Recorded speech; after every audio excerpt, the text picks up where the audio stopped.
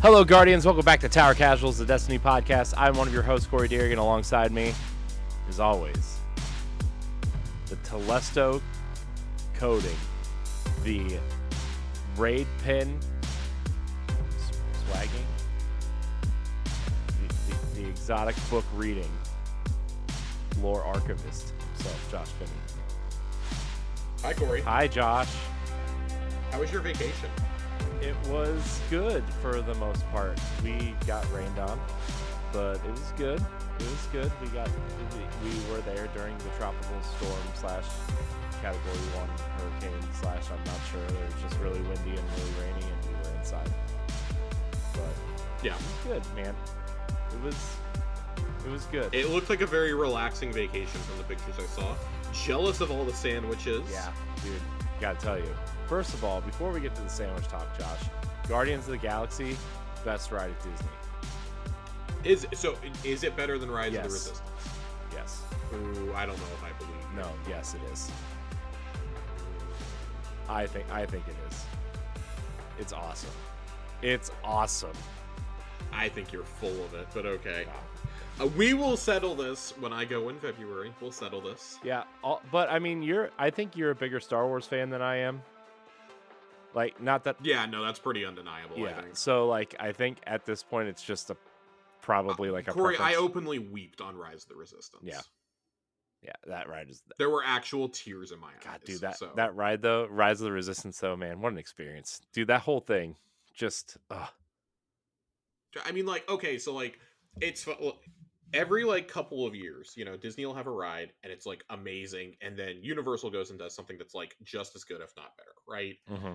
And it's like this war of attrition, but then for like years at least, and then Avatar happened, and I don't know that they've done anything to top Avatar since it came out. Like in terms of like an experience, like in terms of a pure ride, like yeah, the Velocicoaster is really dope, and some of the Harry Potter stuff is really cool, but. Man. Well, they're building a whole third Avatar, park, so maybe. Avatar and Rise of the Resistance are, like, those are special. Yeah. And I've heard nothing but good things about Guardians from you and a few other friends who have been there. Oh, dude, it's... I want to do Guardians. We didn't get to do Ratatouille when we were there. Oh, dude, Ratatouille was awesome, too.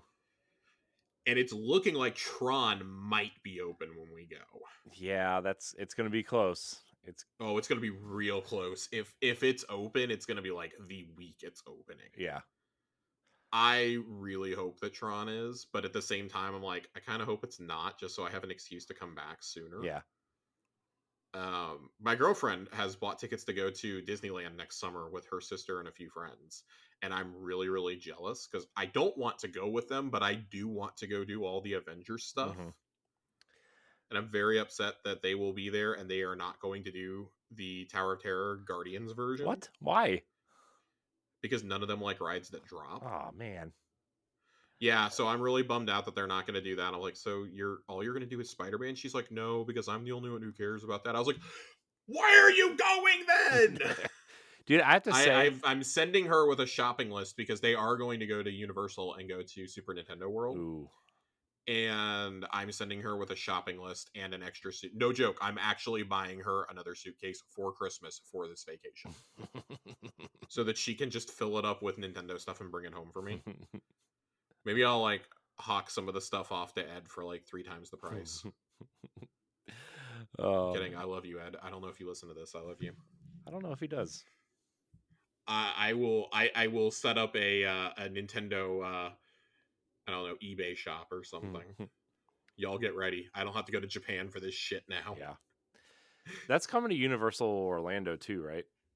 At some point. 2024, I think. Yeah, it's going to be part of the third park, right? It is. It's like the marquee thing in the third park. Like, so their third park, it's supposed to be like, that's the big draw, right? Is Super Nintendo World. Right. And it's supposed to have the Mario Kart ride, the Yoshi's ride, and apparently like a Donkey Kong coaster. Right. The minecart ride or something, right?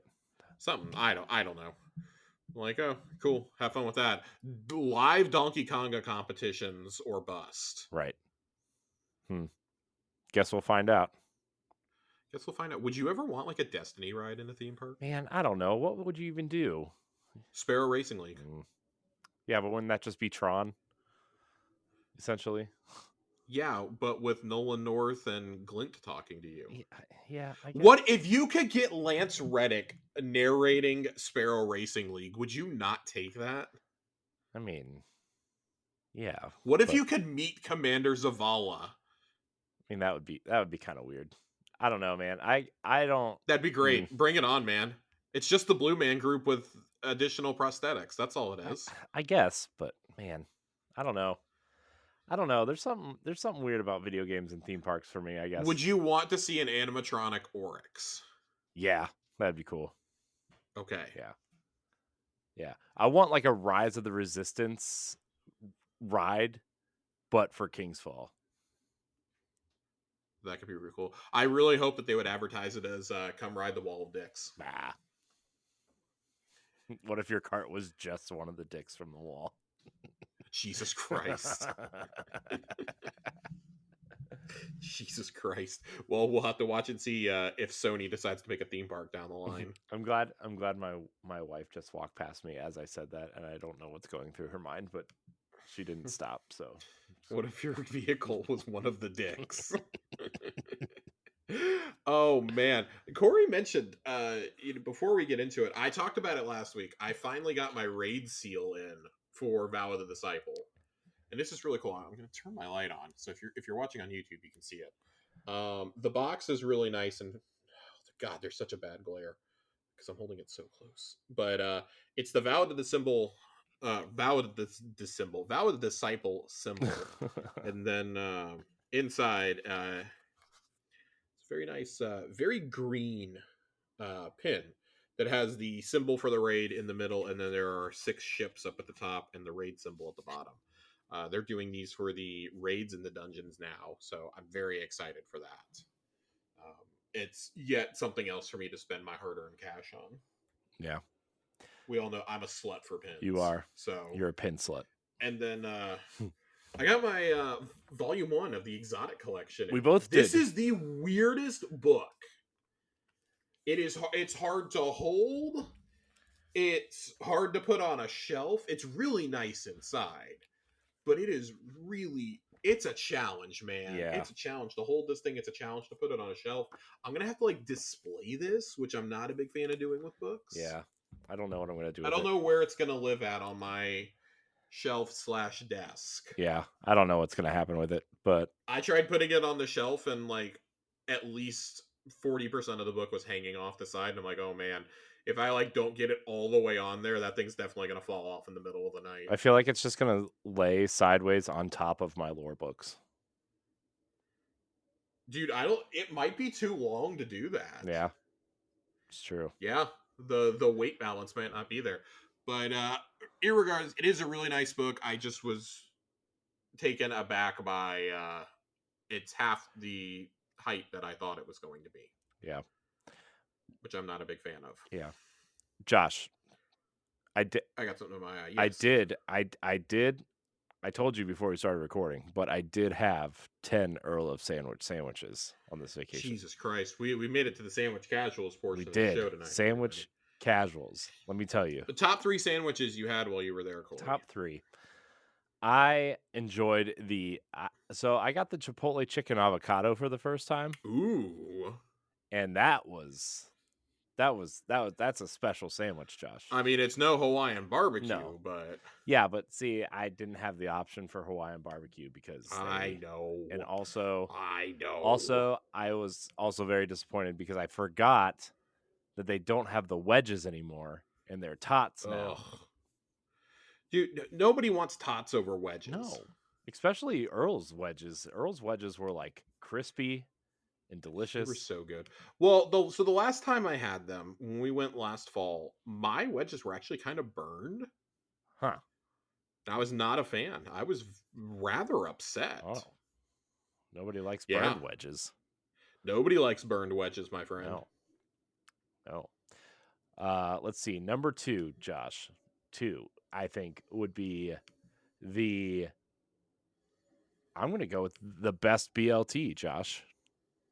I had a best BLT, crowd pleaser, very good. Lots of bacon, lots of crispy bacon. Very crisp. Crispy bacon. Very delicious.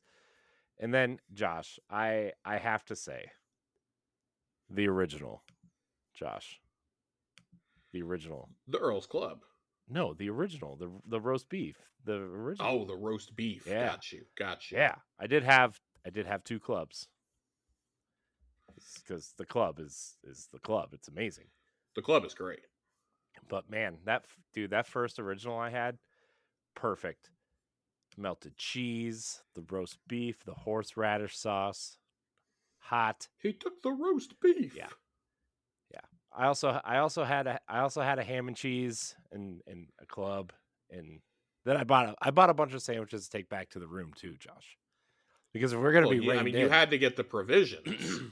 because if we were gonna be reined in, Josh, we had a microwave too, which meant I could heat up my Earl, right?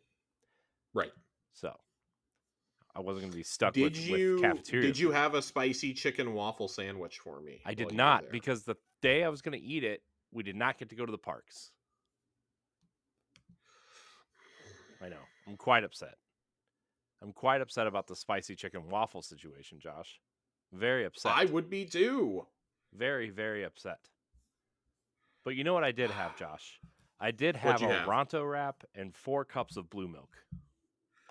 Whew. Now, I don't have 4 cups of blue milk when I go anymore. Number one, because I mean, like, even though it's not actually milk, that when we typically go when it's pretty hot in the summer, I can't do more than just a cup. But I also get mine spiked. Yeah. And listen, nobody wants to get trashed at Hollywood Studios. You do that at Epcot, where you can go sit in the American Adventure for like 3 hours Yeah. Here's the thing, and though. listen to the Ben Franklin animatronic talk to you. Yeah. And the Mark Twain. Uh, Ugh. how long until they like redo that? Oh man, I was just thinking. I was like, man, there's only one notable racist of that duo there. Oh man, uh, soon? How soon do they take out the Hall of Presidents? yeah. No, I think that's a mainstay. I think that's gonna stay. I mean, the rate we're going, we may need to take it out. I mean, yeah. Well, Oh why don't they? man. No, the thing I could see them doing at the Hall of Presidents, though, if they're gonna take it out, they're gonna revamp the Disneyland version, which is just Abraham Lincoln, right? So what is it? What's it called? I forget. It's just Abraham Lincoln, though. Great moments with President Lincoln. Maybe something like that. I don't know. I don't know. Uh, But Corey, you know what? As much as we love Disney World yes, and Disneyland yes. and the impending Super Mario World, we're here to talk about Destiny. We have a beefy chwab tonight. It's a big beefy boy. It's a big boy. It's a really big boy. We're talking all Crucible tonight, Mm-hmm. By the way, which I don't know how I feel about. did you see This. at the very top of the the page? There's just a big banner that says Stadia players activate cross save before January 18th. Yeah, you can't say that they're not warning you. And honestly, like, Bungie's got to be thanking God that Google decided to shut down Stadia while Twitter was still active. Oh yeah. Oh my gosh. Oh, they got to be like thanking God right now. They're thanking the Traveler as we speak in Seattle. Um, so we knew this was going to be a beefy chwab a couple days ago when Damage said, "I'm trying to keep this to under 6,000 words," and at that point, I think it was safe for all of us to assume, well, it's got to be the Crucible chwab because it's literally this week or the week before the season starts. At least here, you've got like Thanksgiving to like stew over some of this because, sure enough, this comes out, and John and I were talking, and I was like, watch, it's gonna take like 3 hours for people to freak out. It took under 2 for people to start going, well, I don't know about this. Like, Right. oh my god, like, somebody type skill-based matchmaking into the chat to scare a streamer. Because that seemed to be where the complaints came from. Right. Like, and not even just for like the comp playlist, but like in general. Like, uh what's your problem with this? Like, I don't think it should really be in quick play. Like, it should be in the more difficult brackets. Right. But anyways, Hey, Josh. Before you continue, before I continue, Wario64 has launched his Discord. yes. Okay. Sorry. This is actually very important to me. Corey and I were talking about this before the show. In what may be one of my final tweets on the platform, I was like, "This is great and all. I love that everyone's sharing their plans, but I will need to know where Wario64 goes. Yeah. I will not open the Discord link because I'm scared of closing down my network if I do it. Yeah. So I will be doing that as soon as we're done here. His Black Friday deal alerts are going out, so I got to be a part of that. Oh man, let's get straight to it. Trans Awareness Week. Um, like they celebrated last year. We've got the fancy emblem in here again. To remind everybody, it is here at the top of the TWAB. There's an embedded image for it. Uh, One of my more favorite looking emblems. I like it when Bungie changes up Bungie crest and the hand with the lightning bolt. I love when they do that for Pride Week, or Pride Month, Trans Week, Black Lives Matter. I really love it when they do this. Uh, we get a community event next month. Now I'm okay. Not next month. Next week. What am Next I week. saying? Next week during Thanksgiving. Um, oh man. Okay. You all right, Josh? So no, because this is something I think probably should have launched like 2 weeks ago. But what do I know? I don't work at Bungie. Starting next Tuesday, the Elixir Quarter community event is beginning. Here's how you can help. All Guardians will be asked to collect treasure in the form of Captain's coins from around the system to donate toward the Elixir Quarter, helping Spider with improvements and upkeep while Misrax and Ido devote their time to researching the relics of Nezarec. Captain's coins can be found in destination chests, lost sectors, public events, Season of the Plunder, Catch Crash, and Expedition activities, as well as the King's Fall raid, Dares of Eternity, Strikes, Crucible Gambit. Basically, you can find them everywhere. This There's feels nowhere like you something can't that find should. them. This feels like something that should have been going on the whole season. I know. This does feel like something that should have gone on all season. I also want to note how hilariously sad it is that we are getting this 2 weeks before the end of the season, the week Right. after God of War Ragnarok, Warzone 2, and Pokemon are all releasing. Right. Who is still playing these activities? Like, let me tell you something. After they fixed the seal today, I am not touching another goddamn Catch Crash or Expedition. I'm not doing another one. They nerfed it to where you only have to get 10 ruffian kills instead of 50. You only have to get 14 out of the 21 upgrades for the seasonal progress board, like in the captain's quarters or whatever it is. And there was something else. Oh, you only have to summon each first mate once. Like, okay, cool. This should have been something that you implemented in week 2, though, and not 2 weeks before the end. Right. We were telling y'all this was going to be a problem at the end of week 1, and nobody took it seriously at Bungie. Right. So, like, I was killing myself. Zao Ambrosia and I were running things a couple weeks ago. I was trying to do this and Haunted Sectors at the same time, so it was terrible. Two activities that just made me not want to touch Destiny anymore for the rest of the season. This season will be the season I finish with the absolute lowest amount of levels, and that includes the shortened season that came with Shadowkeep's launch. I finished with 169 levels then. I've never finished below 200 outside of that. And I am on pace to finish with 160. I'm at 150 something right now, and I just know I'm going to go up like 5 levels instantly from playing Iron Banner this week. So, like, yeah, this is cool, great change, but should have happened a while ago. God, I had the wrong TWAB window open too. Da, da, da, da, da, da, da.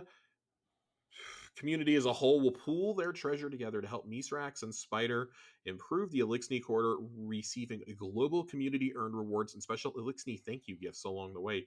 Guardians may even find a deep sight weapon or two to help with completing their crafting collection. Again, would be really thrilled if I hadn't already earned I literally have every single deep sight weapon for this season because I've had to do so many goddamn expeditions. Right.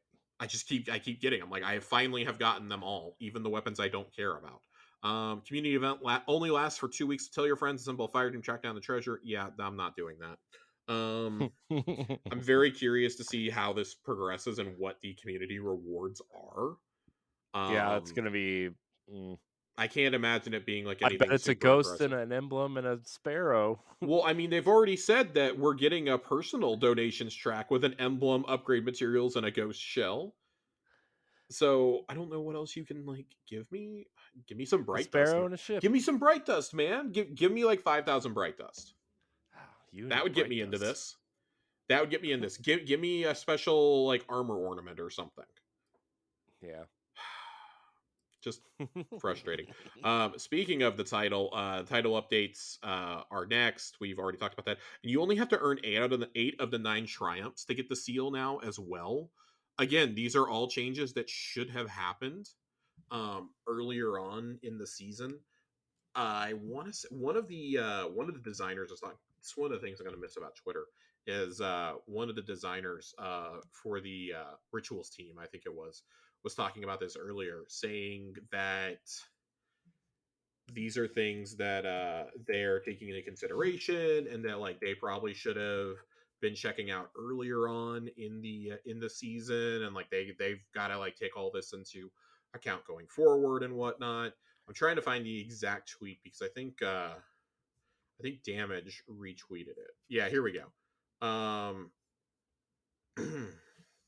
We don't take changing seal requirement. Excuse me, it's the assistant game director for the game, Robbie Stevens. We don't take changing seal requirements lightly. We consider player feedback, design intent, and data to make informed decisions. As such, we're evaluating future seasonal seals to ensure they're hitting the right mix of completion, mastery, and gameplay. Moving the goalpost will always be positive for some and negative for others, but if feedback and data are telling us we should make a change, then we will. That said, we don't expect this to be the norm moving forward.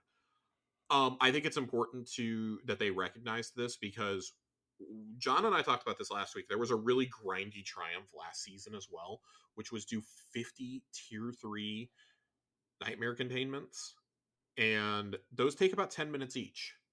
So I want you to think of how many hours you're spending doing that. First off, that's 7.5, 8 hours minimum that you're spending doing those.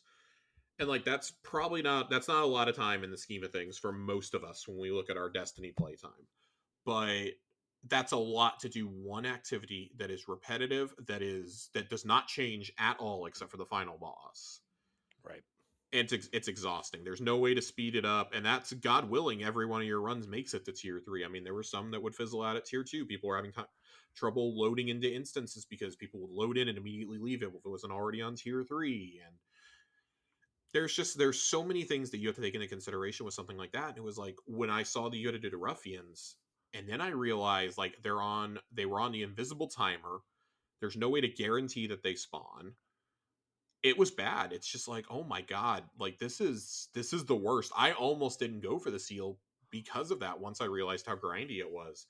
And I'm glad that they made this change, but this is a change that should have been made like 2 months ago. Right. We knew by mid-September this was going to be a problem. The season started at the end of August. It started the day of the Lightfall reveal, the day that my apartment decided to flood. Yeah. And I like forgot I've about known that. since that week that this was going to be a problem.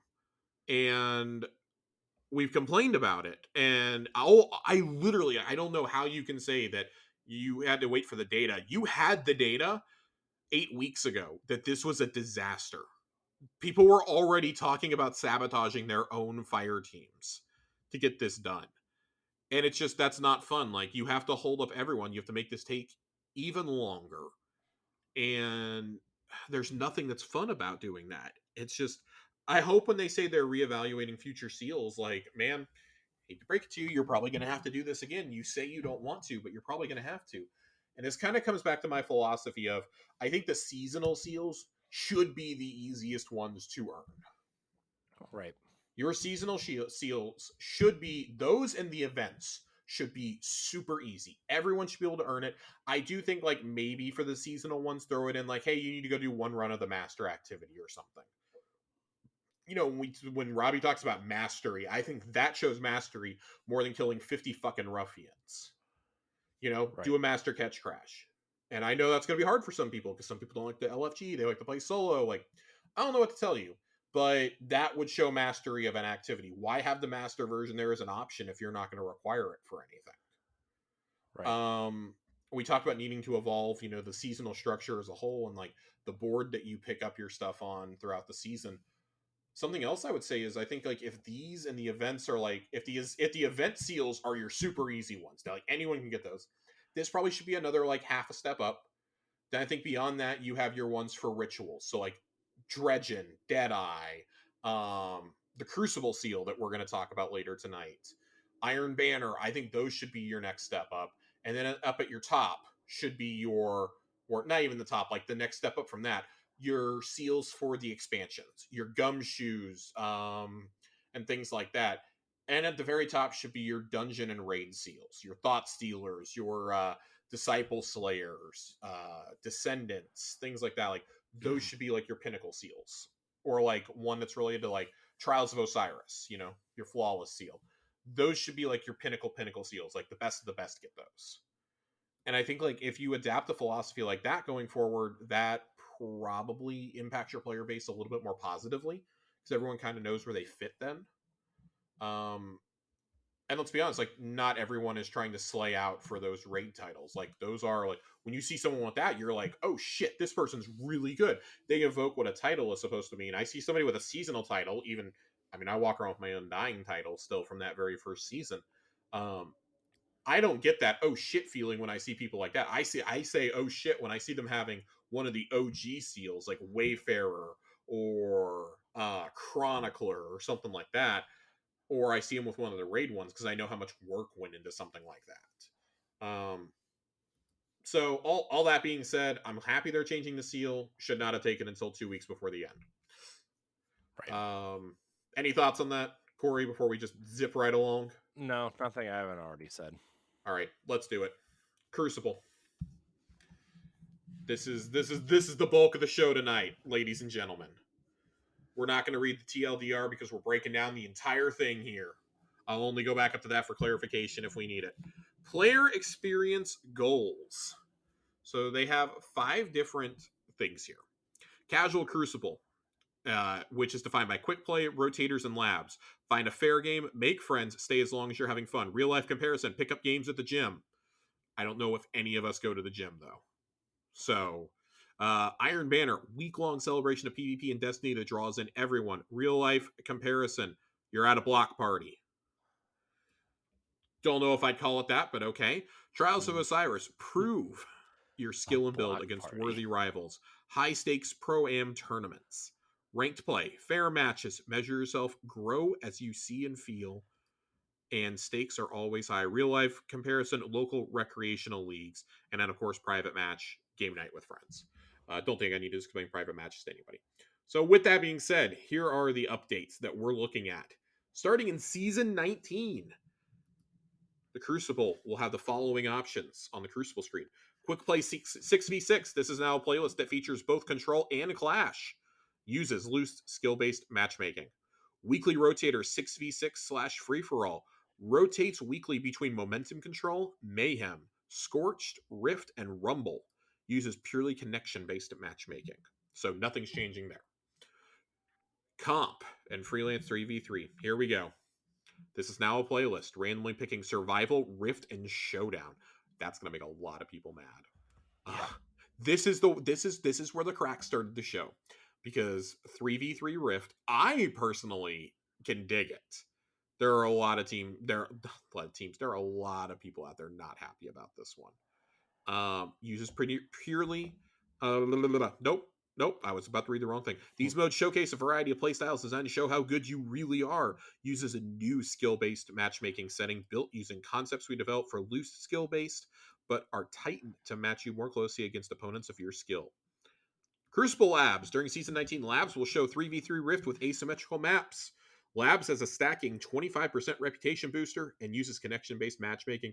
And of course, you guys know what private matches are. The Crucible screen will also update for limited time PvP events. Trials of Osiris. When Trials is active, it will replace Crucible Labs and uses ticket-based matchmaking in the Flawless pool. Iron Banner and Freelance Iron Banner. When Iron Banner is active, it replaces the Quick Play node. So that's kind of funky that Quick Play is gone now during Iron Banner. Not sure that I like that. No. Nope. Don't But like that. I guess they're assuming that Iron Banner's only up twice a season, and most players are playing that when it comes. And there is a graph that they have developed down below that I'll go to. That Iron Banner is when most people engage, the most people all season engage with PvP. Yeah. Um, Here is the other thing that made people upset. Iron Banner is going to be moving to loose skill-based matchmaking during Season 19. Now, this is the mode where I think you actually need it. I think Yeah. skill-based matchmaking in something that has always been intended to be like a pinnacle PvP event Hmm. needs some form of that. I do not see a problem with this. I don't either. I like it. I like it. I like But it. I don't mind it. I've played plenty of Crucible now over the last couple of weeks, and it's like, yeah, didn't really notice a massive change in control. I'll be completely honest with you.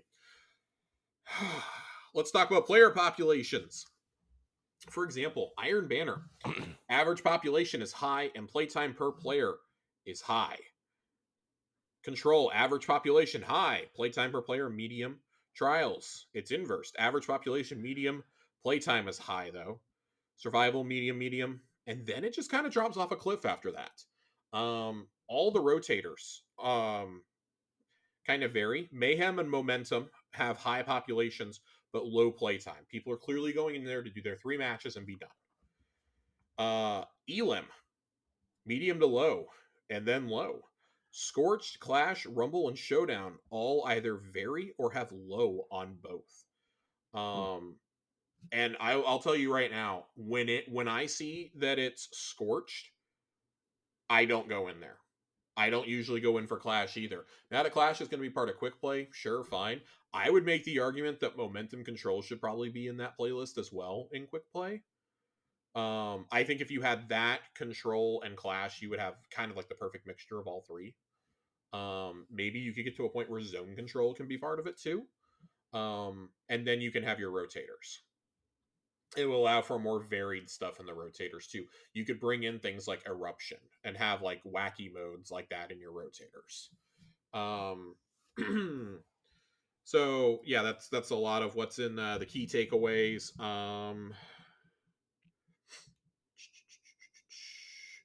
We decided to move some modes around. We've heard from players they generally enjoy Clash and want to see it more often, so we created the Quick Play playlist to feature both Control and Clash.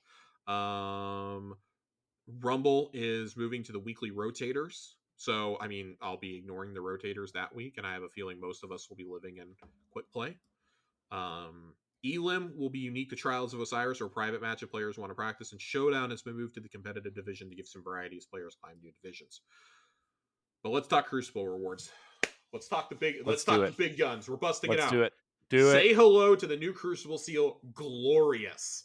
I am Glorious. absolutely going to try and earn this. I love the design of the seal. I love the name. I'm a big fan of this. I will be playing a lot of Crucible when the new season goes live because I really, really, really want this fucking title. Oh You're man, nuts, this man. is great. You're nuts, man. When starting in season 19, players will have new triumphs and a new title to chase. When creating this new title, we had many goals centered around players to express their Crucible prowess, slaying enemies, capturing objectives, and climbing through some of the divisions of the new competitive division. So some of these include earn Crucible ranks across all seasons, complete matches of different game types, acquire medals in the Crucible Gold tier category, complete matches in competitive 3v3, complete your placement series matches, successfully complete a promotion series, achieve platinum division in any season, earn points by completing objectives. So when it comes to guilding, we've taken a pass on the requirements for Unbroken to relieve stress. Win streaks and reaching specific glory thresholds over multiple seasons are no longer required. Yay! We will be challenging you to win a number of matches during a given season and reach the Adept division for guilding, but all of this can be accomplished within a single season. If you see someone with a gilded glorious, you know they are the best of the best. So that's it. That's it for the seal right now. But we're gonna skip ahead in the Schwab just a little bit because I want to find the ranks. I don't know why this is so far down. Competitive division. While the Glory playlist was home to our core 3v3 skill-based offering for years, it fallen behind in the rewards department since we sunset the pinnacle weapons and their quests in Beyond Light. Additionally, it was built onto a hybrid skill persistence model to enable more players to get to the top ranks than you would normally expect on a bell curve. We knew we had to revisit the reward structure as well as fit the ranking system to more closely reflect players' skill. We also wanted to create something that would be familiar to players of other competitive games in multiple genres while adding our own flair. What is competitive division? In season 19, we were removing glory and adding a 3v3 ranked playlist, competitive division, which is a true ladder based system. There are 7 divisions, each with 3 subdivisions: copper, bronze, silver, gold, platinum, adept, and ascendant. Now, for that initial title, you only have to make it to platinum. I don't know what you have to do within platinum, but you only have to make it to platinum. Hmm. So you don't have to make it all the way to the top. You don't have to make it to ascendant or adept or anything like that. Now, to guild it, you have to make it to adept. Right. So that is like when they say that's going to be a challenge, that's going to be a challenge. Players who surpass gold and begin to chip away at platinum, adept, and ascendant will represent some of the best crucible players our community has to offer. Let's talk a bit how you climb the ladder. This is a higher level explanation of how things work. We will be releasing a help article closer to launch to go a bit further in depth. At the start of the season, you will begin a placement series during which you will not gain any division rating for the first 7 games. After the 7th game, you complete the placement series and are placed into a division based on skill. For the first season, the highest you can be placed is Gold 3. In future seasons, you will be placed closer to your previous competitive division. As you continue to compete in competitive division, your division rating is adjusted based on 4 major factors: match outcome, whether you win or lose; division inflation deflation, how far or below above or below your division is compared to your skill; match performance, how well you performed on a match to match basis; player to lobby skill delta, how your skill compares to everyone else in the match. As you earn and lose division rating, if you gain enough rating to move up between subdivisions, i.e., from gold 2 to gold 1, you automatically enter the next subdivision. Same goes for moving down subdivisions. If you gain enough rating to move up a division from gold 1 to platinum 3, for example, you enter a promotion series where you must win 2 out of 3 games to be promoted to the next division. Similarly, if you lose enough rating to move down a division from gold 3 to silver 1, you enter a relegation series where you must win 2 out of 3 games to remain in your current division. Upon reaching gold or higher, your division rating is subject to decay on a weekly basis. An example, you will lose division rating if you have not played enough matches recently. Also, we have a small intro quest that will demonstrate the competitive division system and unlock a reward listed later in this squad. This quest must be completed once for each account and will be available from Shaxx once you unlock Crucible as a new light or immediately for veteran players. Let's stop here because that's a lot to take in. This does work very similar to other competitive games at a Mm-hmm. first glance with a ladder system. This is I like that they have the promotion and relegation matches. I think that's an interesting flair to all of this. It is worth noting that on the triumphs we were talking about, uh, the promotion series is one of those that you have to do. So you would need to win a promotion series, for example, from gold 3 to platinum, or from gold 1 to platinum 3, in order to get that climbing the ladder achievement also. Um, so worth noting, I don't think it's like too big brained to be able to do that. But if Mm-hmm. you don't play comp regularly, you will lose your standing, and I think that's completely fair. That should be expected by now. Yep. Um, Big I fan of agree. that. Big fan. Competitive division rewards. Since competitive division is aimed at drawing a close link between skill and division, we don't see division as something to really grind for rewards. We don't want someone to feel pressure to play tons of games looking for a drop, all while your division rating drops and you ruin your division standing. Instead, we want the primary motivator to be your actual division. We aren't going to be adding any unique grindable rewards outside of those you can get anywhere in the Crucible, and really focus our rewards on weekly participation and achieving higher divisions. We are going to be very careful about giving up high performance rewards for achieving higher divisions. Since these divisions are tied tightly to skill, some divisions will be completely unattainable to some players no matter how much they try or play. Having some of the old pinnacle rewards tied to higher glory had unfortunate effects on players and led us to eventually add numerous persistence features into the ranking system. To avoid that, we're going to initially keep rewards for achieving a higher division limited to efficiency rewards. So let's stop there for a second really quickly before we get into the multipliers and stuff. Um, they've already addressed Bungie already kind of came out and addressed it this afternoon and said that they are listening to the feedback. They understand that because a lot of competitive or a lot of PvP mains and content creators are like, "Oh, this is unbelievable! I can't believe you're going to launch this without any sort of like cosmetics or anything like that." And I'm inclined to agree. I do think there should at least be like a special armor set that maybe you get it when you hit platinum, and then it upgrades based on how high you're able to get your ranking in a specific season. Yeah, it kind of like, I don't know. I I always would feel like an like, evolving set, like maybe it gets like more majestic the higher you get up in rank. yeah, or like different glows or an ornament or Yeah, yeah, something. yeah. I mean, I think all of that. I think all those are good things. Maybe some special weapon ornaments or something. But I do think that like tying things like the Meta multi tool catalyst to reaching legend was insane. Tying Not Forgotten to that was insane. I see Yeah, people saying all the time, like, well, I really wish we had things like Mountaintop and like Recluse and Luna's Howl and Not Forgotten to chase. And I got to disagree because all it did was make a lot of us, not just make us feel left out. It genuinely was one of those things like you can't just tell people, well, get good, or you can't have the best weapons in the game. right. That's not how a loot based game should work. No, And that's why I'm kind of happy that the adept weapons don't like significantly matter. right, Um, you can still get a very good roll of a very good gun, maybe like 5% worse than what the adept version is. right. But things like Mountaintop and Recluse genuinely were breaking the game. And I don't want to see another situation like that, and Bungie clearly doesn't either. So I think this is a step in the right direction for the community. Let's talk about some of these rewards though, because there's not a lot of them. Your current division will give you a multiplier on all Crucible ranks earned in Destiny, regardless if you're earning them in comp or in quick play or Iron Banner or Trials or whatever.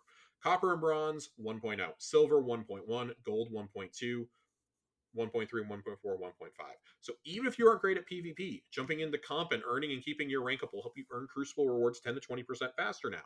These bonus stacks, these bonuses stack with both the scheduled bonus ranks weeks and the hidden bonus in Crucible Labs.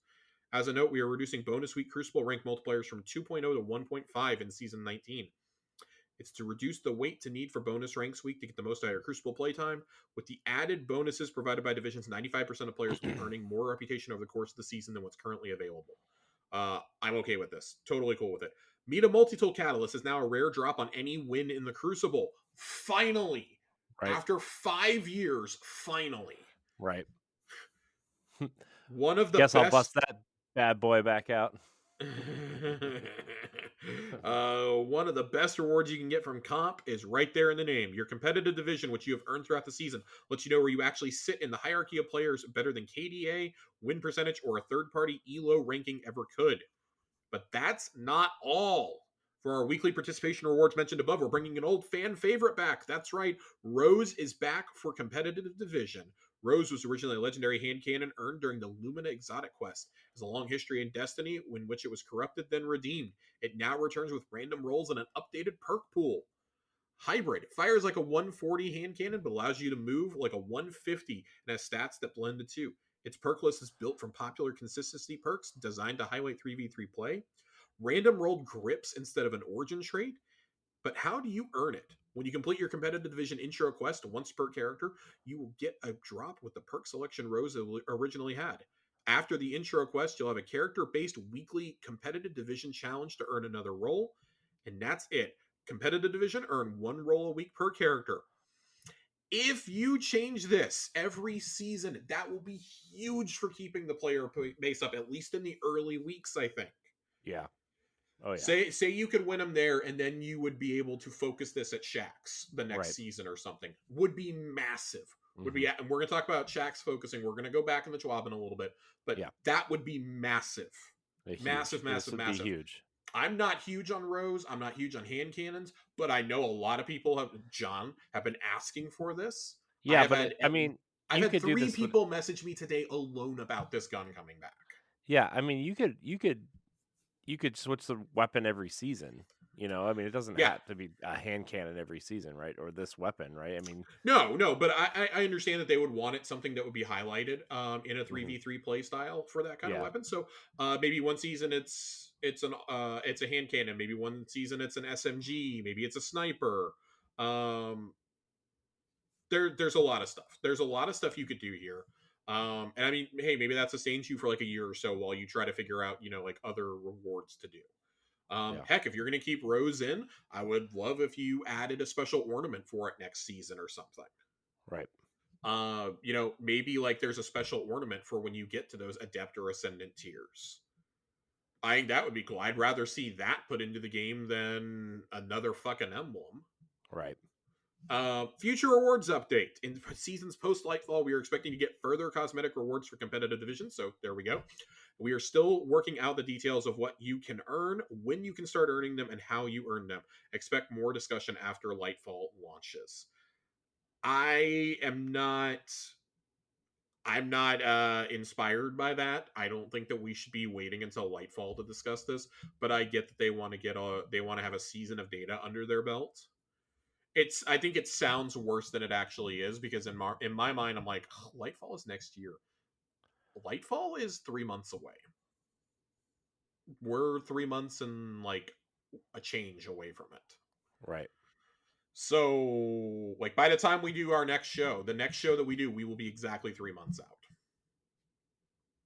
So, I don't know. I want to see how the rewards shake out, but let's keep talking about rewards, because we have a lot more. Let's do it.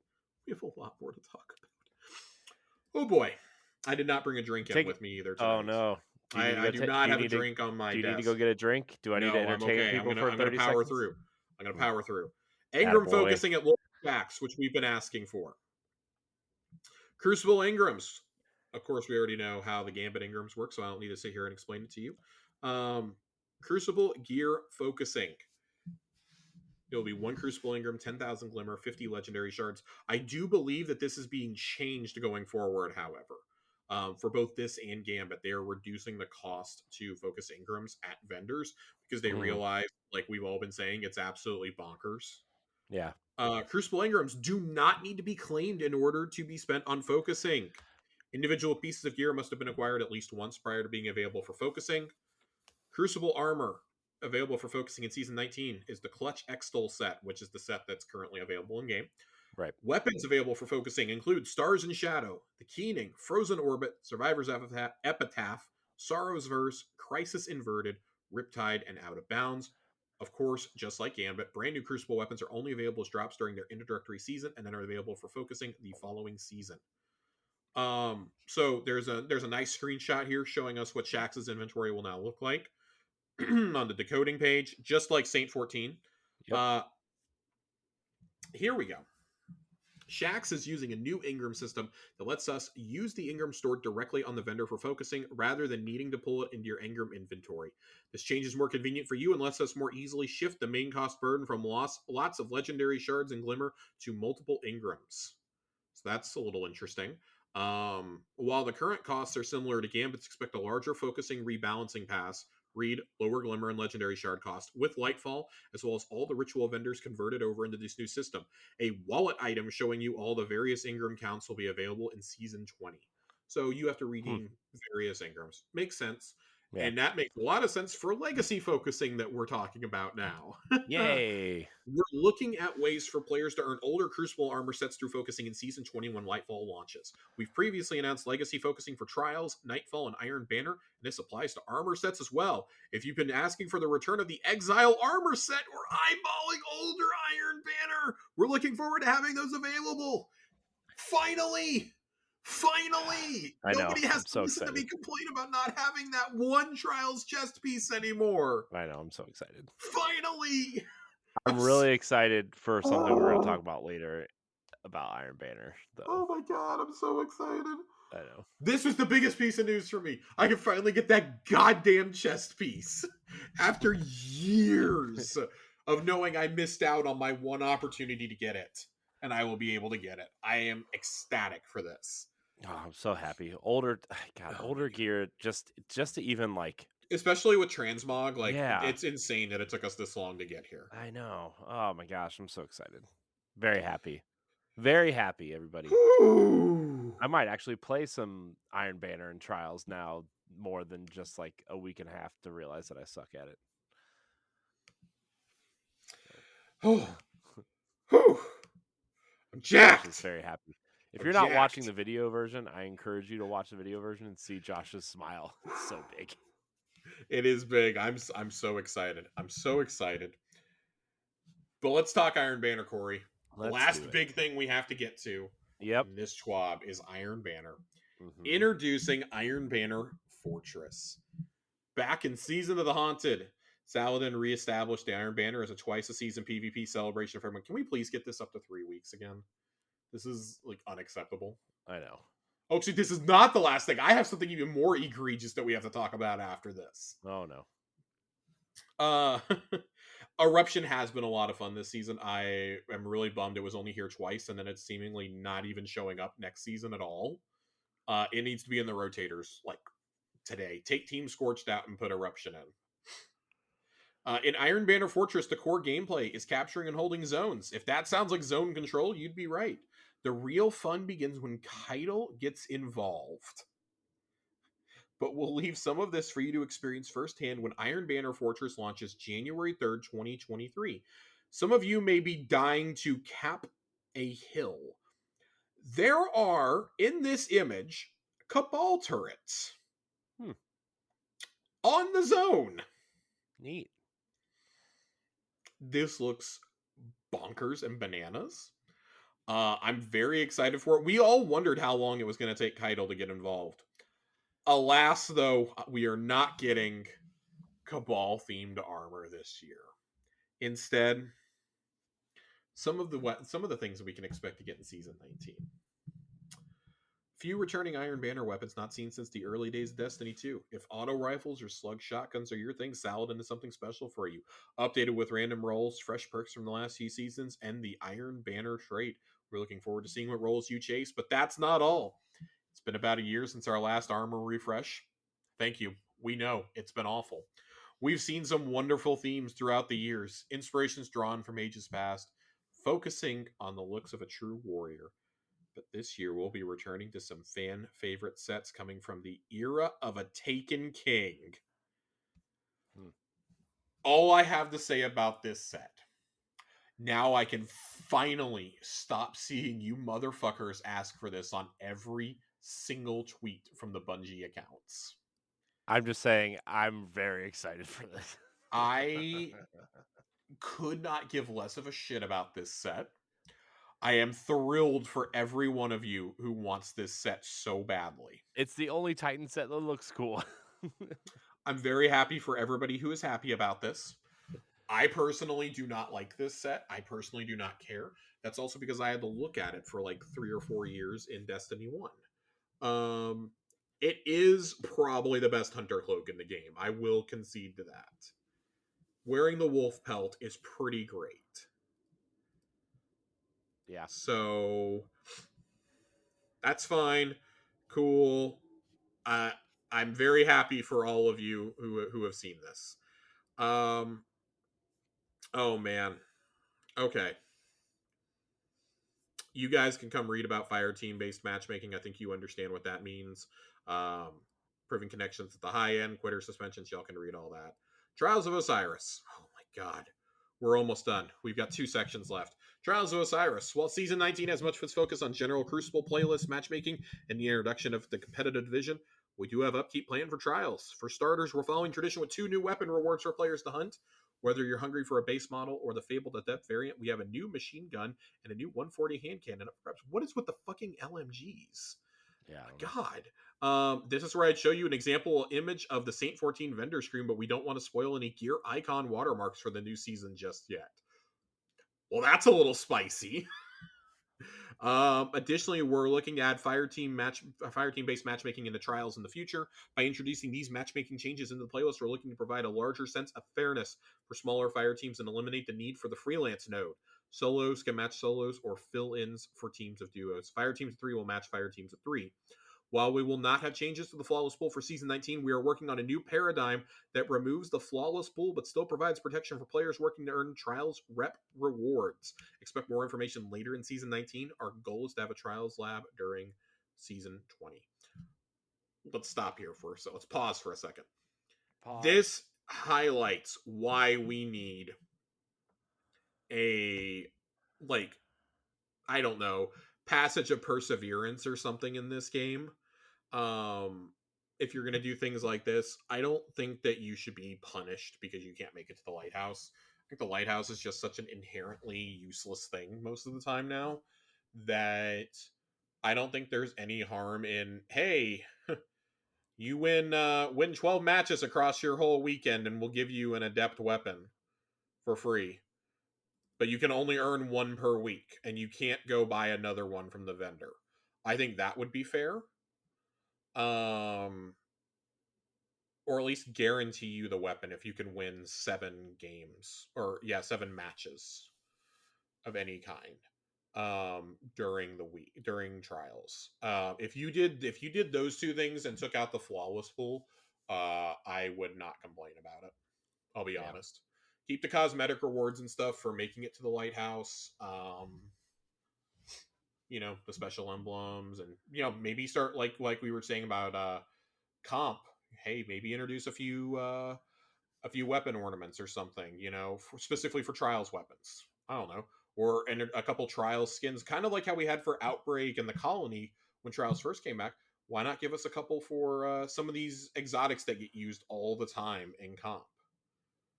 Um, Right. could you imagine the salt if there was a trials ornament for Arbalest Oh God.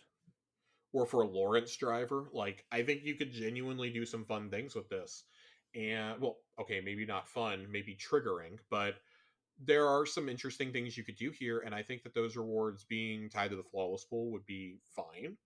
I think that would be acceptable. The trials guns already glow if you have the glow going on from trials for the week, just like the emblems provide. So why not tie that to some gun skins? Maybe introduce a special shader or two. I don't know. Keep things exclusive to the flawless pool for year and a half, and then let us peons earn them after that.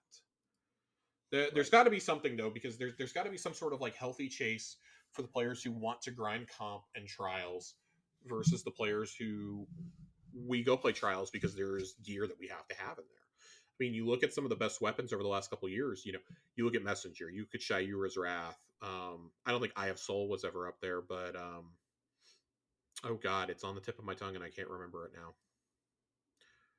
Messenger, Shayura's. I'm totally blanking out. Summoner. There was Summoner had its time in the sun. Yeah, it was pretty dominant when Trials first came back. There was another one, and I feel like it's from the last year, and I can't remember it. I'll eventually think of it. Igneous Hammer was pretty good there for quite a while, but I don't know that any Trials opens ever felt 100% essential. They were very, very good though. We somehow made them feel really, really good and feel like you wanted to get them without making them feel like they were outright essential, like Mountaintop or Recluse were.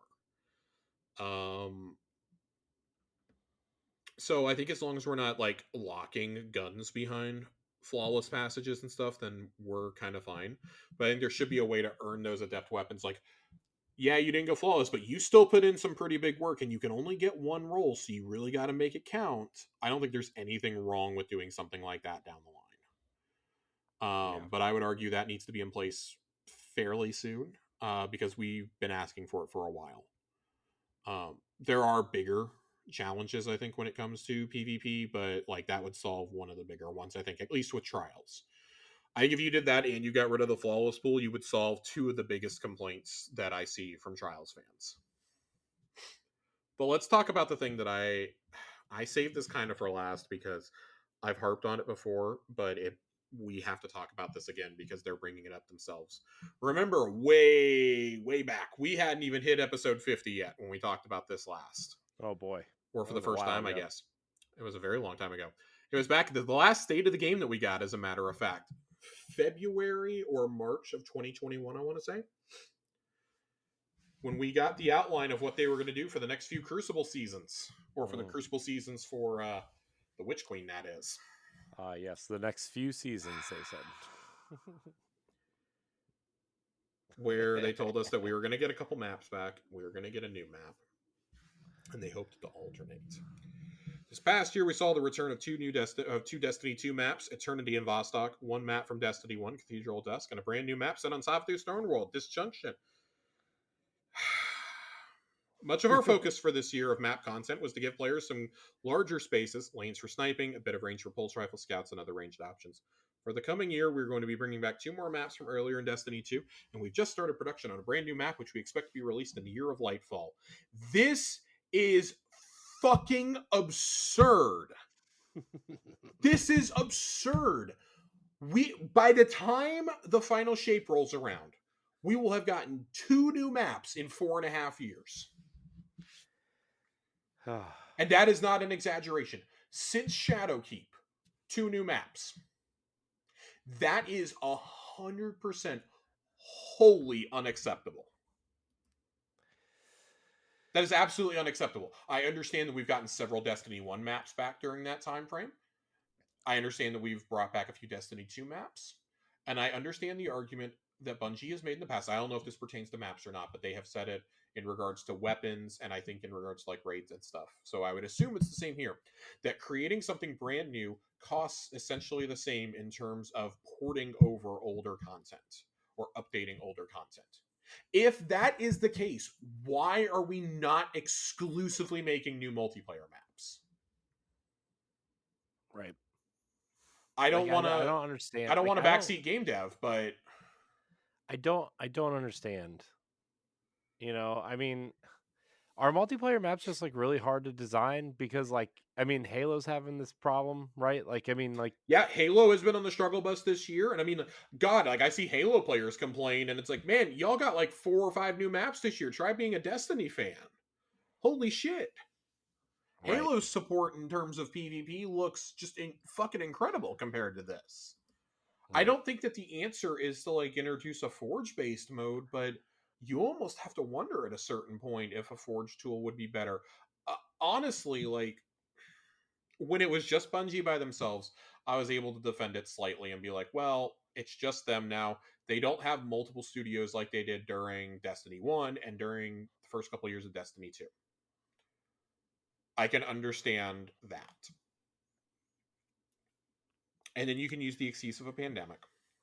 But there are so many studios out there that just make multiplayer maps. Certain Affinity has made multiplayer maps for Gears and Halo for like 15 years now, going And all the way Doom. back to the Halo 2 And multiplayer map pack.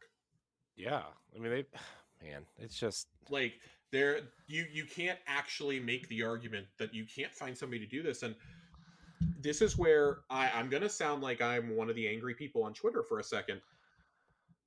are you not one of those people? Sony and Bungie entered into their agreement at the end of January of this year. It was finalized in July, I want to say. July? Yeah, early to mid July, I think, is when it was finalized. Yeah. Yeah. Um, Bungie has been a part of this ecosystem now enough that they should have been able to express things like this to Sony and be like, "Hey, we need another support team. Like, we need a support team. We need you guys to pay up for a team to help us make multiplayer maps because and this is the first time that I think I've ever doubted Bungie's approach to multiple games. We know so many of the PvP team were peeled off to work on whatever the competitive game they're making, which we're assuming is still codename Matter. We know that they're working on the Marathon reboot now. I'm trying to say this in a way that is both respectful of the studio and the creatives involved without sounding like I'm entitled and like I would end up on a block list. I think you should have made the health of your bread and butter the only game that your studio has made in the last decade. You should have ensured that it was in the healthiest place to continue without stripping it of all of its resources. Because you've left the game in a much worse state than it would have been in. I mean, you look at some of the people that they peeled off. The PvP leads were peeled off to go over there, and I understand like the whole promotion of next person up.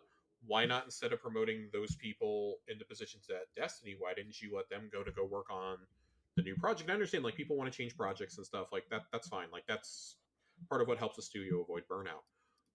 But if you saw this coming, which you should have, I think that's where your priority should have been in terms of hiring, not building up multimedia teams and stuff like that. I think you need to take care of the core game before you start worrying about shit outside the game, personally. Y'all wanted to open up a publishing office in the Netherlands, which I assume is still happening. Why didn't we use resources to hire more people to work on PvP? Um, this is really frustrating to see, and I think part of the challenge is they use their own in-house engine. They don't use Unreal or Unity or anything like that. They're still using a modified version of the Halo Reach engine, Which is fascinating and ridiculous at the which same is time. unbelievable. Um, the way that they treat multiplayer maps makes me like, I don't want to be a conspiracy theorist. It really screams to me of, we don't want to keep dumping all these resources into Destiny 2's PvP because we plan to move to another Destiny game soon. Like the rest of these systems we can carry over, we would rather just build new maps and a new engine at this point. That's like my best case scenario right now, is that that's what's happening, but that still would be like 2-3 years away. This is inexcusable. Yeah, this, Um, More than anything else, I mean, PvP has dealt with a lot of neglect over the years. We've complained at length about how there's no comp option, and it really just ruins the experience for the rest of us in regular modes. Iron Banner struggled for quite a while there. Trials, I mean, Trials has been well documented. They had to pull Trials out of the game, for God's sake. Um, and they had to completely revamp Trials. And they've kind of addressed that, saying that, like, well, if we didn't have to fix Trials, if we had basically launched Trials correctly the first time, we could have dumped all these resources in sooner. That still doesn't help with building maps. Um, I understand that you have teams that have to do this for PvE, and that's fine. Like the PvE team has been built up. You have the Dungeons and Raids teams built up. You've got to start doing this. And I don't even want to touch Gambit with a 10-foot pole. Gambit hasn't gotten a new map since Forsaken. Gambit Prime was the last time we got new maps, and that was, no, not even Gambit Prime. We got one in Season of Opulence. Season of Opulence was summer 2019. Was the yeah. last new Gambit map. They've removed Gambit maps since then, as a matter of fact. Yep. They took two of them out, Mm-hmm. which is insane in a mode that only had like 5 maps.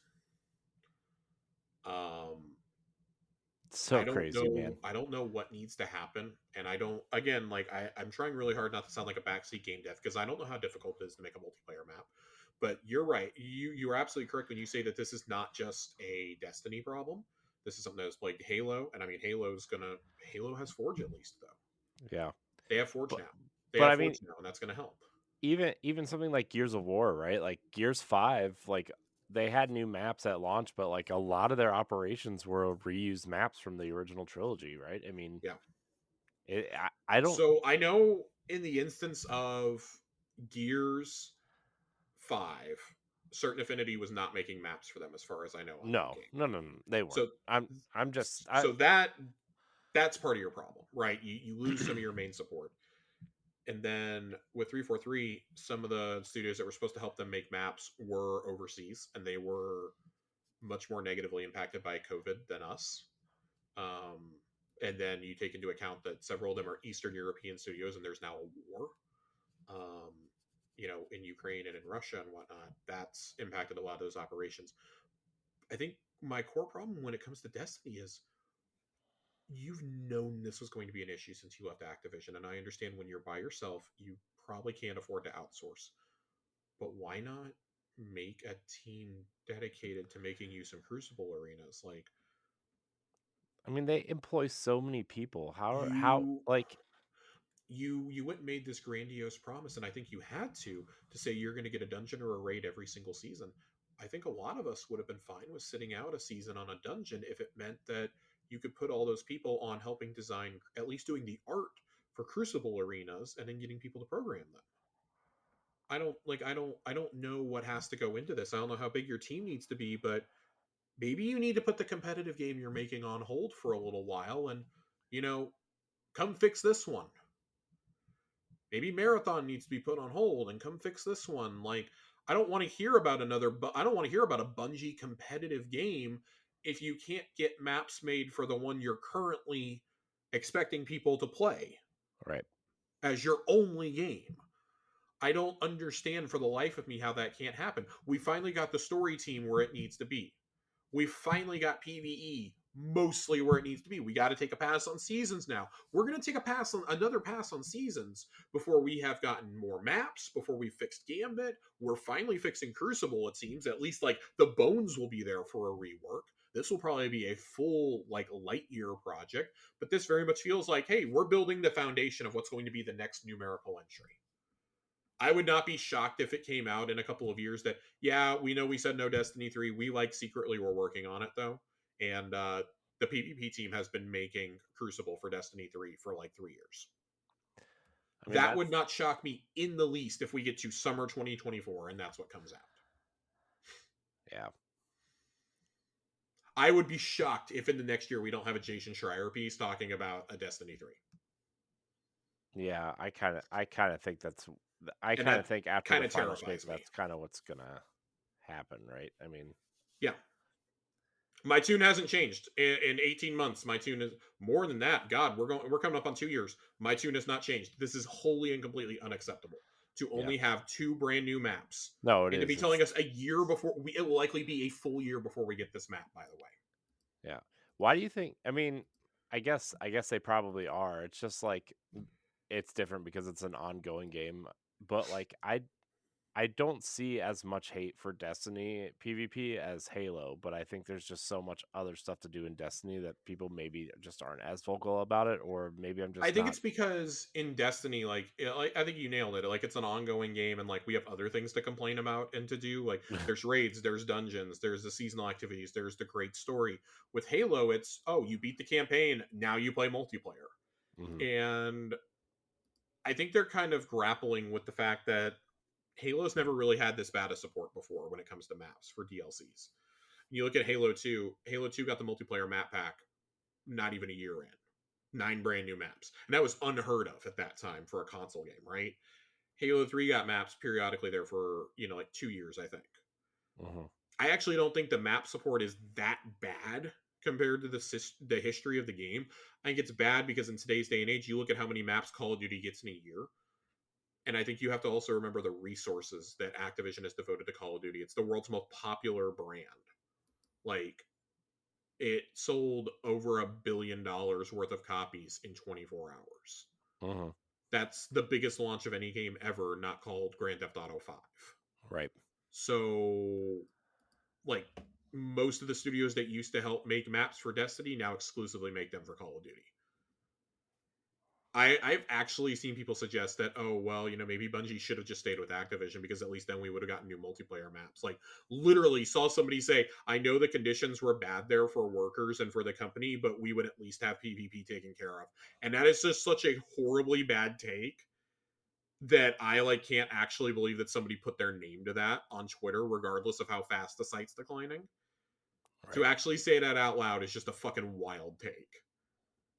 And yet at the same time, you're kind of sitting here going, well, maybe, but Activision was ready to shut down Destiny. Right. Let's not forget, they thought Forsaken was a failure, and that's why Bungie got out of the deal. Right. So I don't think it's fair to say, like, oh, it would have been better with Activision. No, the game wouldn't exist anymore. We'd be done. That'd be it. Bungie would probably be making a Call of Duty game by now. It's probably right. Like, that's not even an exaggeration. They would Nope. probably be doing some sort of Call of Duty spinoff or like zombies or something like that. Yeah. At least one of their teams would be. I I don't know how I don't know how you fix this. They have to see how livid people are because aside from the skill-based matchmaking stuff, this is the thing I saw the most complaints on today. Mhm. And I completely understand why people are upset about this. Like, yes, skill-based matchmaking being a part of comp is not great, but I think we should be far more upset about we're not getting more maps than this. They're basically telling us expect 3 maps next year, and 2 of them are maps you've already played in Destiny 2. Yeah. And I would like some clarification from Bungie about when you guys said that it takes that much effort to bring stuff over, did that just apply to weapons or does that apply to we've gotten the implication that it applies to raids and strikes and stuff as well. Is it safe to assume that means it for maps too? If so, I don't ever want to see anything from Destiny 1 ever again. I'd rather get brand new shit all the time. All the time. Maybe you can have like a team of like 15 people working on this stuff in the back end to bring it back in periodically. But I'd rather have brand new shit, Yeah. brand new stuff. I don't want any more after Wrath of the Machine. I don't want anything else from Destiny One. Nope. I'm done. I'd rather have brand new raids. I'd rather have brand new raids, dungeons, maps. I want you guys to remember that Gambit exists. I Yeah. want you to improve seasons. Like there's Plus, so much stuff I'd rather have than, oh, here's a map you played 3 years ago. You bitched about it constantly. Then you get to do it again now. plus, with everything they're saying about like bringing old stuff over to Destiny 2, it Mm-hmm. takes just the same amount of time, if not more time, Right. to bring it over. So, like, why not focus your energy on new stuff? And that's what I'm getting at. Like, I would rather you just focus on new stuff. Like, it's either you're lying to us or that's actually the case. And in both scenarios, I'd rather have brand new stuff. Yeah. So So I don't know what to tell you. I don't know what to say anymore. It's just insanely frustrating. yeah, it's it's nuts. It's crazy. It's unacceptable. It's completely unacceptable. Yeah. But you know what's not unacceptable, Corey? What? Tell me, Questions. Josh. We have listener questions Questions. tonight. We have listener questions. We only have a couple, so we're going to get to them pretty quickly. Um, our first one uh, comes from Ronnie. Hi, Ronnie. If you got to lay out a season story arc, what would be the story you would tell over a season, even if it was just to tie up loose ends and didn't go further beyond that season? From what we know now, not what could come in the future. Oh boy. I mean, I think the most obvious would be to give Rasputin his body. I would Yeah. want to see some sort of resolution to that arc because that's been dangled in front of us since Arrivals, and they Yeah. still haven't circled back to it somehow. Yeah. It's been 2.5 years. It's time to come back to this thread, guys. Yeah. You think you think they're gonna address that soon? I think you have to. Yeah.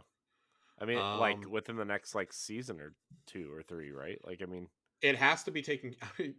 It's funny I we feel like say it has to be done before the final shape. Like I don't know when you do it. Do you really like hold this until uh I feel like this should be Wrath comes out? I feel like this would be almost like a perfect season for next season almost. Because we haven't had a Vex season yet this expansion. I mean, it wouldn't be Rasputin wouldn't be a Vex season though. No. But If anything, so my pitch for a Rasputin season would but have if us they're working with Anna and Elsie, obviously, and I think it would have to involve the Deepstone Crypt. yeah, but aren't the exo bodies kind of somewhat based off of Vex tech? Did I read that wrong? They are, but I mean, Rasputin himself has never been involved with the Vex or anything. So Yeah, but I mean, if you're going into the Deepstone Crypt too, like there's Vex in the you're Deepstone you're gonna Crypt too. have to. Yeah. I would think that yeah, maybe it's Vex themed. I see a lot of people saying like it would have to be Siva themed, and that really doesn't make a whole lot of sense to me. No, I don't. I think we need to. The Siva dream needs to die. Yeah, if they were gonna do Siva, they would have done it like a year ago. I would hope so. There is always the chance it could come out with Wrath of the Machine, but I genuinely hope not. Um, I think a Rasputin season is the season I would pick, though. It would have been Mithrax. If you had asked this question a season ago, it would have been let me wrap Hmm. up some stuff with Mithrax. Yeah. Um, I think the other storyline I would like to see is Mithrax becoming the actual Kell of Kells finally. And Hmm. that one, I feel pretty certain that we're going to see both that and the Rasputin thing play out in the next year. Yeah. It's just a question of do they do them actually in seasons or are they part of the expansion story? Since I I mean, don't. Keitel was part of the expansion story this time around, so Yeah, I don't know if that would be part of a. I, f- I I could don't see know. Rasputin being a part of Lightfall. I could see Neomuna technology giving him the body that he needs.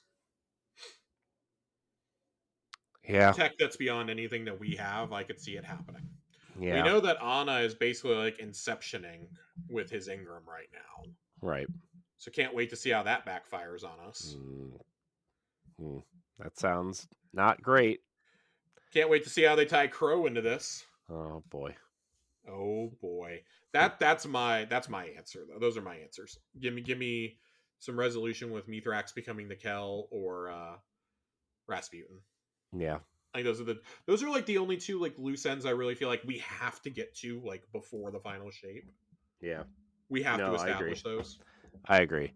I want to see those play out, but I think that, not that this has any impact on like the overarching story right now, but like I would like to see some sort of like Elsie time travel season where maybe you go back to. I would put a pin in that idea Yeah. because I do think that's going. I think they've been very coy about what we're going to see in Lightfall. And I Yeah. think there's going to be some stuff that really because I mean, look at Witch Queen. Like so much of what we knew about the Witch Queen played out in the first like mission or Mhm. two. Yeah. We didn't know about Finch, for example. We Right. didn't know about Rolk.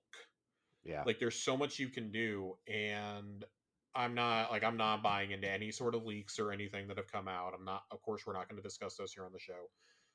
I think time travel, if they were going to do it, that would need to be an actual expansion thing because that would be important to the narrative. Yeah. I would really love for them to tie it back to that Destiny 1 moment on the moon where Elsie's talking into the headset to somebody. Yeah. I would That really love for that to be revealed to be like us and Osiris or something. that's got to be like a that would be like a final shape moment almost, I feel like. Yeah, I'd be okay with that. I'd be totally okay with that. Yeah. Our next question is from Zhao. Zhao asks, with the TWAB discussing the community events to spruce up the Elixni Corridor, what do you think we're going to be adding? A smoothie bar, disco ball, um, A strip hot club, tub. man, strip club. Mm. They're adding an Elixni Gentlemen's Club. Talk about an exotic weapon, am I right? Ah. Ah! Ah. Ah. It's called the Big Chungus. Oh God. No, but really, I don't know what we're doing, but Shax's other anything's got to be horn. better than looking like you live in, war torn Iraq. Yeah. Because let's be honest, they're living in a boss arena, guys. Hmm. Like it looks bad. It looks terrible. It's worse than like a third world country out there, and they're Yeah. being treated like they're third world citizens too, which is some bullshit. I really hope that the nicest thing though in this new Elixni Quarter is not Spider's Bar. That's like the one thing that looks nice. I genuinely hope that like I don't know Insurrection Prime is just like floating around as a giant servitor there. Oh God. He already lived in the Helm for a year with us. Yeah. Maybe there'll be like a Jabba the Hutt kind of like sand skiff floating around with Oh my god, people serving fucking drinks. Spider. Spider talks very much how like I would imagine Jabba the Hutt does if he could speak English. Yeah. Guardian. Yeah. Nice of you to visit me and Misrax. Yeah. Pizza the Hut. Man, Spaceballs, man. Classic. Spaceballs fucking great. Ronnie piggybacks on this question though and asks, does it even matter what we're building up? Will it play a role in the next season? I will almost guarantee you it does not matter what we are building. In fact, Yeah. I will guarantee you it does not matter what we're building. Personal guarantee. It does Yeah. not fucking matter. Nope. It might lead to some sort of event It might be like to some get sort of off the like little planet because haha moment or something. Like I bet, maybe we're in the Elixni Quarter next honestly, season. I wonder if we're going to use some of their like some of like their splicer tech or whatever, right? Like to make some sort of technology to escape the planet when the witness inevitably comes and destroys the tower and the planet. Yeah, I unfortunately how I see this happening is like this is going to be like they're going to use some sort of stupid rationale like they did for the Imperium Foundation, Yeah. Eprian Foundation or whatever it was during Dawn, and that's Hmm. what restarted Trials. This is going to rebuild Comp. Oh no. No. Oh man, Uh, that would just be like the perfect troll though. Like, oh oh my man. god, and then Twitter doesn't exist, so we don't have to listen to people complain about it anymore. We can Oh all just god. agree to avoid Reddit. Hmm. I'm just saying, I think it would be funny. Man, so I I reloaded Twitter earlier, like in the show, and it said it wouldn't reload, and then I reloaded it, and it's still there. It's still there. It's still here. Still here, Josh. Twitter's still here. Twitter is in fact still here. The people are Google bracing for the end. Google Plus is trending. Oh God, we are okay. We are not that desperate for social media that we're going to Google Plus. Let me assure everybody of that right now. I forgot to pull up a lore corner and get one ready for us. All right, I'm doing it very quickly. that's fine. We're We're just we're just talking about how Twitter is okay. So the Twitter impending #Twitter down. demise. Google Plus, goodbye Twitter. Since Twitter, MySpace, rip Twitter. Yeah, what's Tom up to these days? Yeah, Tom, we need a savior. I need a hero. I'm on Mastodon, by the way, and if anybody wants to not, I refuse to sign up for Mastodon. I will well, not do it. I had to do it for work, so Ugh, because God. if we're gonna have our own Mastodon server apparently at some point. Mastodon server. Just Yeah, God. yeah. I don't know what's happening anymore, guys. I don't know. Join our Discord. That's the only social media platform that matters. It's the only one that matters anymore.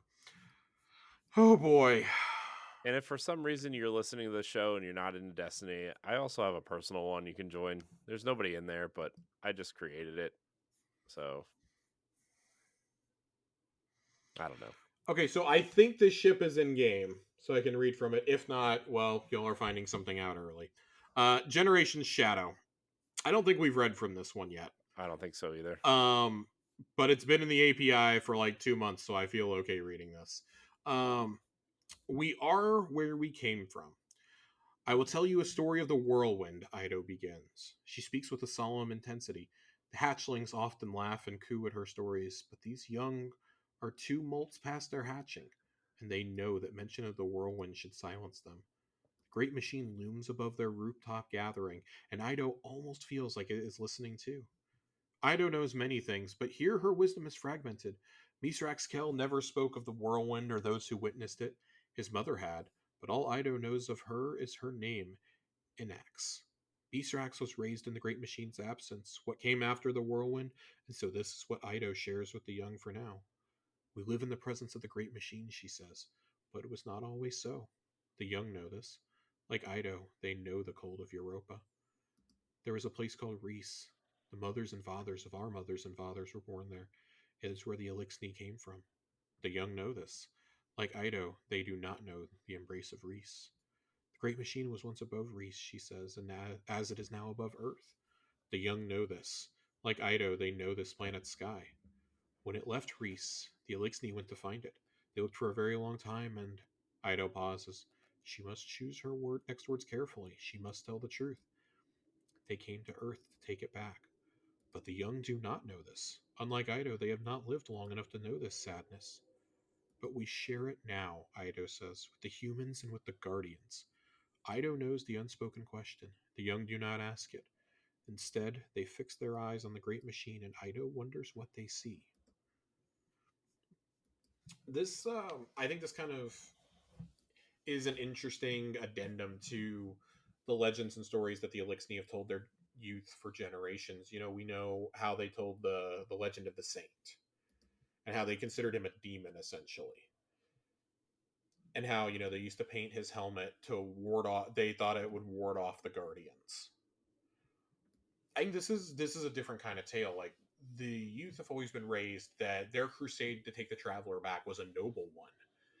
And this reminds me of when we read Survivor's Epitaph last year with Shaxx and Misrax both sharing in the horrors of war that they had experienced. And how Saint and Mithrax have talked about those, just the regrets that everyone has on all sides of this conflict and how maybe this could have been avoided like 100 years ago, you know? Maybe this could have been avoided back in the past, but it really took someone like Mithrax to say, no, we will not be like this anymore. And if you want to be part of the new elixir of a new Reese, you have to lay down your arms, and we will follow those that the machine has blessed. And I think something that we've learned throughout this year is we don't always know why the Traveler does what it does. Why is Elsie in a time loop? Why was Elsie the one that had to come back basically to teach us stasis? Why was she the one who had to guide us along that? Why not Eris or Drifter or somebody like that? Why did it specifically have to be Elsie Bray? And much like that, why is it that it has to be Mithrax to lead them? Is he the only one who truly wanted peace, or is he the only one with the courage of his convictions to actually recognize that the Traveler, yes, it abandoned them because of the darkness. It didn't abandon them because of them, because they weren't worthy. It fled. It was terrified. It fled. But just because you didn't fully get the blessing and you didn't get the ghosts and the power of the light and things like that doesn't mean it can't come around eventually, Yeah. as we saw with the Hive this year. Mm-hmm. So it's only a matter of time until you see some of these Elixir blessed by the light, and it stands to reason the first ones are probably going to be Mithrax and Ido. Yeah, it seems. Or at least Mithrax, I feel. So I think my lingering thought and my lingering question is, because Ido isn't that much different from these young ones. You know, she may be the scribe, but she grew up hearing all the same stories and the same legends. And what I kind of focus on is here at the end, the unspoken question. The young do not ask it. And Ido wonders what they see when they fix their eyes on the great machine. I kind of wonder what the unspoken question is here, because what she says before is we share it now with the humans and with the Guardians. I wonder what that unspoken question is. Yeah. And I think that's something for us to kind of ponder. Not to make this sound like church, but I think that's something for us to think about as we go into rebuilding the Elixir Quarter during the event. Maybe we'll get another lore drop that'll shed a little bit of light on this, so to speak. But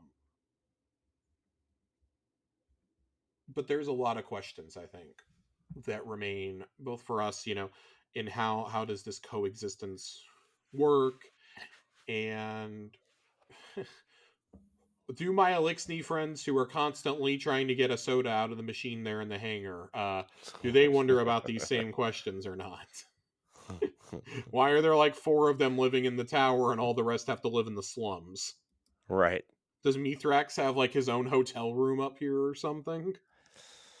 Oh no. I don't know. Him and Mithrax. Zavala both go work out the Shaxx's workout tapes. Oh god. We're gonna walk into the office and they're gonna be watching a Shaxx video like it's a Richard Simmons video or something. Oh no. No. Corey, get us out of here before I have any Oh more bad no. thoughts. We're building a fitness Oh, studio down there. Shaxx Aerobics. Shaxx Aerobics. I hope that's the name of the episode. Shaxx Aerobics. Yep, it is. We Writing it talked enough down. about Crucible. We did. It's fair. You can follow us on Twitter at Tower Casuals. I want to thank everybody for listening and or watching this episode.